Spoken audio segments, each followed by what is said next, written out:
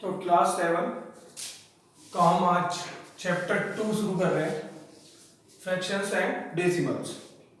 तो फ्रैक्शंस क्या है? The numbers of the form a upon b where a and b are natural number, जहां पे a और b क्या है? Natural number. As known as fractions, the number a is called the numerator and the b is called a denominator। तो numerator and denominator आप ध्यान रखेंगे, जो हमारा 1/2 की फॉर्म में होगा उसको हम बोलेंगे फ्रैक्शन। वो ऊपर वाले को हम बोलते हैं न्यूमिनेटर और नीचे वाले को बोलते हैं डिनोमिनेटर। ठीक है, तो ये ऊपर वाला न्यूमिनेटर डिनोमिनेटर इस तरीके से, ठीक है, इनको हम बोलते हैं फ्रैक्शन। यानी कि जो a/b की फॉर्म में हो, ऊपर वाले को हम बोलते हैं न्यूमिनेटर एंड नीचे वाले को बोलते हैं डिनोमिनेटर। ठीक है, तो फ्रैक्शंस के कुछ टाइप्स भी हैं। तो पहला टाइप है हमारा क्या? प्रॉपर फ्रैक्शन क्या होता है? Proper fraction having a numerator less than denominator are called proper function. मतलब क्या है इसका? न्यूमिनेटर जो है यानी ऊपर वाली चीज जो होगी, ऊपर वाला जो नंबर होगा वो नीचे वाले नंबर से क्या होगा? कम होगा। यानी कि नीचे वाला यानी डिनोमिनेटर ग्रेटर देन होगा कंपेयर्ड टू न्यूमिनेटर के। ठीक है, तो न्यूमिनेटर क्या होगा? लेस देन होगा कंपेयर्ड टू डिनोमिनेटर। तो ये लेस देन है इससे, यानी ये ऊपर वाली चीज जो होती है वो क्या होती है? कम होती है नीचे वाले से। अगर कोई नंबर लिखा हुआ है 7/11 और हमसे पूछे कि ये कौन सा फ्रैक्शन है, तो हम बोलेंगे ये प्रॉपर फ्रैक्शन है। क्यों है? क्योंकि इसका जो न्यूमिनेटर है वो छोटा है कम और डिनोमिनेटर क्या है इसका? बड़ा है। ठीक है, बात समझ में आई प्रॉपर फ्रैक्शन की। अब बात करते हैं इम्प्रॉपर फ्रैक्शन। नाम से ही पता चल रहा है यानी उल्टा है। तो अगर हम कह दें कि 11/7 ये क्या है, तो हम कह देंगे ये इम्प्रॉपर है और ये वाला प्रॉपर है। क्यों? क्योंकि fraction having the numerator greater than और equal to the denominator are called improper fraction. यानी कि या तो नीचे वाली चीज क्या होनी चाहिए? छोटी होनी चाहिए और ऊपर वाली चीज क्या होनी चाहिए? बड़ी। या फिर एक कंडीशन और भी है इसमें, एडिशनल है यानी ऐड की हुई है, या फिर दोनों क्या हो? इक्वल हो, या दोनों फिर क्या हो? इक्वल हो। न्यूमिनेटर भी और डिनोमिनेटर भी दोनों इक्वल हो, या फिर न्यूमिनेटर क्या हो? ग्रेटर दो और डिनोमिनेटर क्या हो? लेस देन हो। बात समझ में आई? पहले वाले प्रॉपर में क्या था? ऊपर वाला छोटा होना चाहिए था, नीचे वाला बड़ा, यानी कि न्यूमिनेटर छोटा होना था और डिनोमिनेटर क्या होना था? बड़ा था। और इम्प्रॉपर में क्या होता है? उल्टा, यानी कि उसमें न्यूमिनेटर ग्रेटर होना चाहिए और डिनोमिनेटर छोटा होना चाहिए, या फिर दोनों क्या होने चाहिए? इक्वल होने चाहिए। तो बात समझ में आई? उसके बाद आ गया मिक्स नंबर। मिक्स नंबर में क्या है? अगर कोई भी मिक्स नंबर आपको लिखा मिलेगा तो एक तो नेचुरल नंबर होगा साथ में, और साथ में क्या होगा? प्रॉपर फंक्शन होगा। लेकिन वो बात अलग है कि प्रॉपर फ्रैक्शन के बाद वो जो बाद में जाके जो बनता है मिक्स फ्रैक्शन, हमेशा वो ज्यादातर क्या बनता है? Improper fraction. यानी ऊपर वाली चीजें क्या हो जाती हैं? बड़ी हो जाती है, नीचे वाली छोटी हो जाती है। बात समझ में आई? यानी कि एक नेचुरल नंबर और एक प्रॉपर फंक्शन हो जो इस फॉर्म में लिखे जाए। ठीक है, यहाँ लिख रहा number having a natural number part of the fractional part is called a mix number. We denote a mix fraction in mix number in a form a b c। For example 4/1/2 and 3/1/4। तो बात समझ में आई? जो इस तरीके की form में लिखे जाए 3/1/4 या 4/1/6, इनको हम बोलते हैं क्या? Mix fraction. ध्यान रखना ये वाला हमेशा प्रॉपर ही होता है, और इसे बनने के बाद जो बनता है हमेशा वो क्या बनता है? हमारा इम्प्रॉपर बनता है। क्वेश्चन फर्स्ट में हमें कंपेयर करके फ्रैक्शंस में जो साइन यूज होना है, ग्रेटर हो, लेस देन हो या फिर इक्वल हो, वो लगा। ठीक है, compare the fraction and put abbreviate sign greater, less than और इक्वल। तो फर्स्ट क्वेश्चन में हमें दिया हुआ 11/24 और 9/24।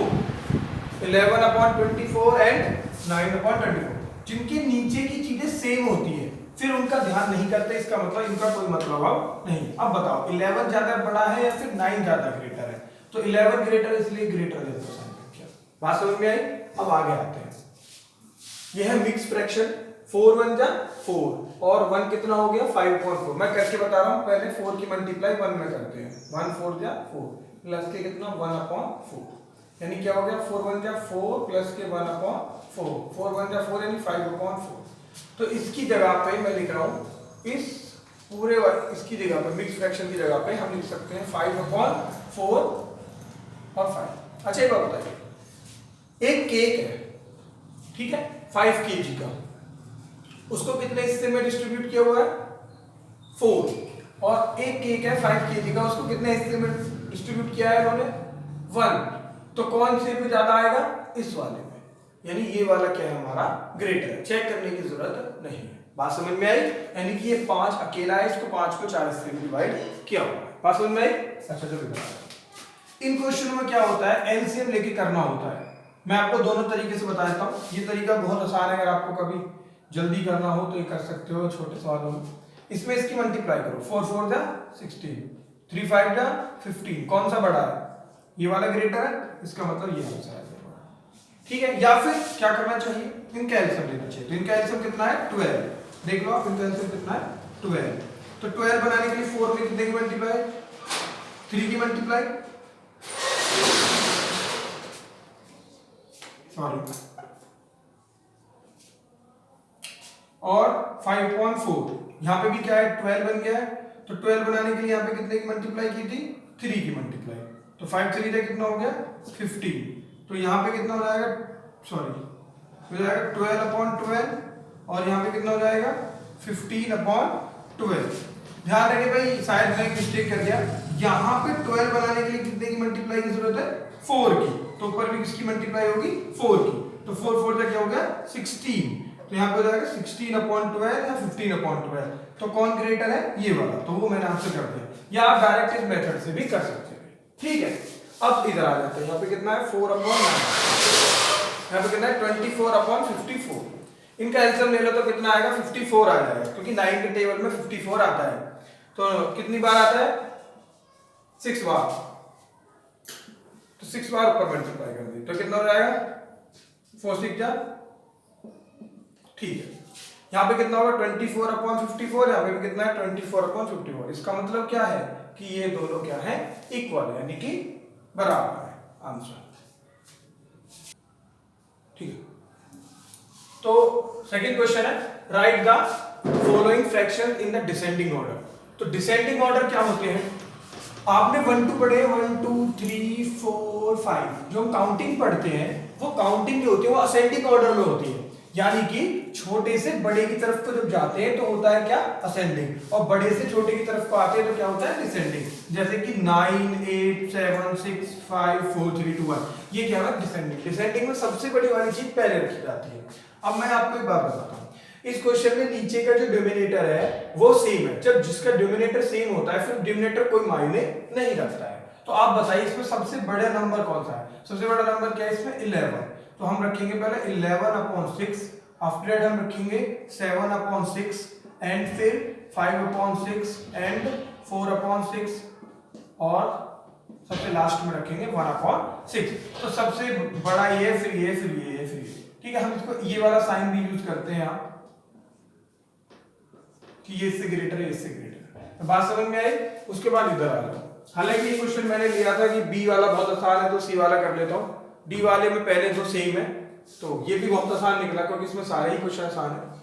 अब देखिए नीचे के सारे अलग हैं तो वो वाला रूल तो हमारा फेल हो गया, लेकिन इसमें ऊपर के सेम है। अगर ऊपर के सेम है तो भी कुछ तरीका होता है क्या कि ऐसे समझिए कि 4 कोई चीज है, यानी केक समझ लीजिए 4 kg, वो डिस्ट्रीब्यूट करना है कितने में 6 में या 3 में 2 में या 7 में 9 में। तो सबसे ज्यादा जो डिस्ट्रीब्यूट सबसे कम जो मिलेगा केक वो मिलेगा यहाँ पे, उसके बाद यहाँ पे, इसके बाद यहाँ पे, इसके बाद यहाँ पे। तो सबसे ज्यादा जो केक मिलने वाला है वो कहाँ मिलने वाला है 4/2 पे।